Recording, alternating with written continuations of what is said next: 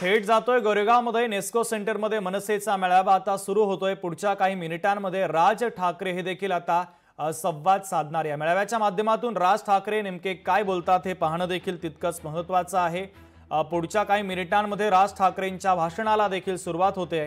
गोरेगावच्या नेस्को सेंटरमध्ये या मेळाव्याचं आयोजन करण्यात आलेलं आहे। आमचे प्रतिनिधी भूषण त्या ठिकाणी उपस्थित आहेत। भूषण, पुढच्या किती मिनिटांमध्ये राज ठाकरे यांच्या मेळाव्याला सुरुवात होते?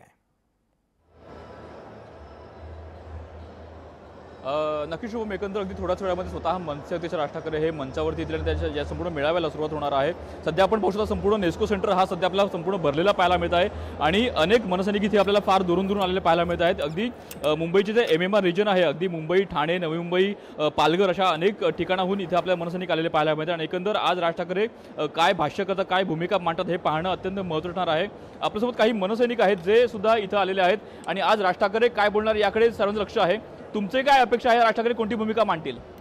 आज अख्ख्या महाराष्ट्राला उत्सुकता आहे की साहेब आज काय बोलतील। आता तुम्हाला तर माहीतच आहे की गेल्या 2-3 दिवसापासून साहेबांनी सर्वपक्षीय जो काही मतदार याद्यामध्ये जो घोळ आहे त्याचा जो प्रकार पत्रकार परिषद साहेबांनी मांडला आहे आणि त्याच संदर्भात आज जो काही मेळावा मुंबई महानगर प्रदेश मतदार यादी प्रमुख मेळावा साहेबांनी आज आयोजित केलेला आहे। आम्ही पण तेच ऐकायला आलोत। ज्या गोष्टी तुम्ही बघत असाल की मतदार याद्यामध्ये जो घोळ चालू आहे, मी तर तुम्हाला सांगेन काय ठिकाणी तर पाण्याच्या टाकीवरती देखील लोकांची नावं चढलेली आहेत। असा अनेक अनुचित प्रकार या निवडणुकीच्या ह्याच्यामध्ये घडलेला आहे। निवडणुकीची जी संख्या असते, समजा एक फॉर एक्झाम्पल तुम्हाला सांगायचं झालं की एकूण मतदान समजा 20,000 झालेलं आहे, तर त्याचं सर्व पक्षांना जे मतदान झाले ते मिळून 20,000च झालं पाहिजे, पण काय ठिकाणी 22,000, काय 24,000, म्हणजे तुम्हाला एक्झाम्पल देतोय की कुठेच त्याचा ताळमेळ दिसत नाही आहे। मग कुठेतरी ही शंकेची बाबच आहे। अनेक चांगले दिग्गज या निवडणुकीत पडतात, मग याचा अर्थ काय आहे? आणि निवडणूक आयोग पण याला उत्तर द्यायला तयार नाही आहे, म्हणून साहेबांनी या संदर्भात आज येथे मेळावा घेतलेला आहे। मागे जेव्हा भेट घेतली निवडणूक आयोगाची तेव्हा अशी भूमिका घेतली की जोपर्यंत सुधारत नाही, हा त्रुटी दूर होत नाही तोपर्यंत निवडणूक घेऊ नका अशी मागणी केलेली आहे। मग ज्या निवडणुका झाल्या त्याबद्दल नेमकं तुमचं काय म्हणणं आहे? मग नाही, त्या सर्व बाबतीत साहेबच बोलतील, कारण सर्व अधिकार साहेबांचाच आहे। जे काय साहेबांनी त्यांना सूचना दिलेल्या आहेत त्या सूचनेचं पालन झालं नाही, मग साहेबांचा जो आदेश असेल तो महाराष्ट्राने ते नेहमी पालन करेलच, अशी आमची भूमिका आहे। ऐन दिवाळीमध्ये हा संपूर्ण हा मेळावा भरवलेला आहे। आज दिवाळीच्या निमित्तानं मग आज फटाके फुटतील का भाषणामधून त्यांच्या राज ठाकरेंच्या? नक्कीच साहेबांनी आता मेळावा घेतला तर फटाके तर नक्कीच फुटणार आणि आम्ही पण त्याचीच वाट बघतोय। कोणते फटाके असतील तुम्ही बघायलाच आता कळेलच तुम्हाला थोड्या वेळातच। आता काय सांगाल, एकंदर अगदी थोडाच वेळ राहिलेला आहे, राज ठाकरे कोणत्याही क्षणी इथे मंचावर येतील, भाषण करतील, तुम्हाला काय अपेक्षित आहे आजच्या त्यांच्या भाषणामध्ये? साहेब काय बोलतील हे खुद्द ब्रह्मदेवाला सुद्धा माहीत नसतं, साहेब काय ऐन वेळेला बोलतात। आणि आम्हा सर्वांसाठी ही खऱ्या अर्थाने एक दिवाळीच असते। साहेबांचं भाषण म्हणजे एक आमच्यासाठी दिवाळी असते। साहेबांचा आदेश आल्यानंतर आम्ही लगेच कामाला लागलेलो असतो आणि आपण बघितलं की आज मुख्य विषय आहे की मतदार यादीमध्ये जो काय घोळ झालेला आहे, बापापेक्षा मुलाचं वय जास्त लावलेलं आहे। एका घरामध्ये 200 मतदार नोंद केलेली आहे आणि अशा प्रकारचे घोटाळे सन्मान्य राजसाहेबांनी गेल्याच आठवड्यामध्ये बाहेर काढलेले आहेत आणि हे सर्वावरती कशा पद्धतीने महाराष्ट्र सैनिकांना काम करायचं यासाठी आज मार्गदर्शन मेळावा ठेवलेला आहे।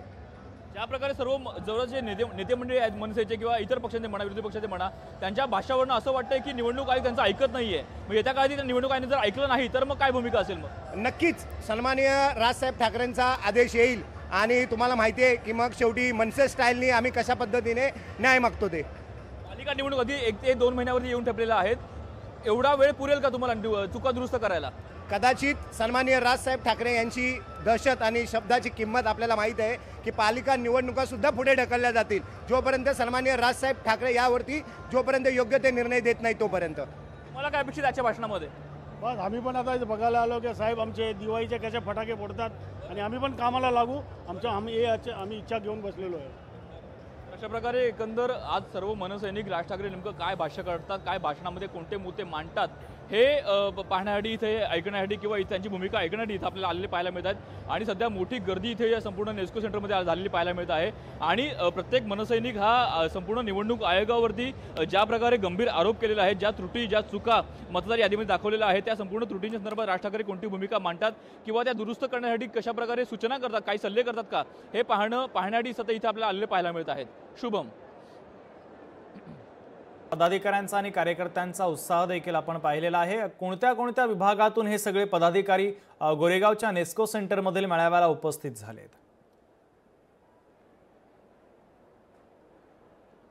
नक्की शुभ, सध्या मी या संपूर्ण नेस्को सेंटरमध्ये काहीचा तुम्हाला कॅमेरा पॅन करून दाखवतो. इथे संपूर्ण सभागृह जो आहे तो आपला भरलेला पाहायला मिळत आहे आणि या संपूर्ण सभागृहात जर पाहिलं तर मुंबई, नवी मुंबई, ठाणे, पालघर, कल्याण, डोंबिवली अशा विविध MMR रिजनमधून इथं आपल्याला मनसैनिक आलेले पाहायला मिळतात. आणि खास म्हणजे BLA म्हणजे मनसेचे जे मतदार यादी प्रमुख आहेत ते आपल्याला इथं आलेले पाहायला मिळतात. त्यामुळे या संपूर्ण मतदार यादी प्रमुखांना राज ठाकरे कोणतं भाष्य करतात किंवा त्यांना काय सल्ले करतात का हे पाहण्यासाठी हे ऐकण्यासाठी इथे सर्व मनसैनिक आले पाहिजे. सध्या आपल्याला सभाही आपल्याला सुरू झालेली पाहायला मिळत आहे. स्वतः राज ठाकरे इथं काही क्षणामध्ये पोहोचणार आहेत.